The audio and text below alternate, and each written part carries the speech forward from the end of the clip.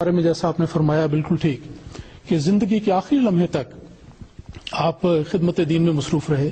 آپ نے آخری کتاب پیغام صلح لکھی ہے، جو آخری کتاب تھی وہ اس عرصے میں آپ نے لکھی.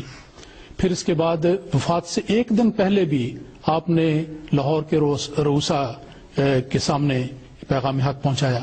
آپ کی اس وقت تک مصروفیت رہی. اس انتہائی دن رات کی مصروفیت کے نتیجے میں جو لوگ صاحب تجربہ ہیں یا میڈیکل امور سے واقفیت رکھتے ہیں وہ جانتے ہیں کہ انسان کو اس کے سلسلے میں، اس کے نتیجے میں انتہائی کمزوری ہو جاتی ہے، اور جب دماغی کام کیا جائے تو اس کا اثر بعض اوقات اسہال کی صورت میں ہوتا ہے.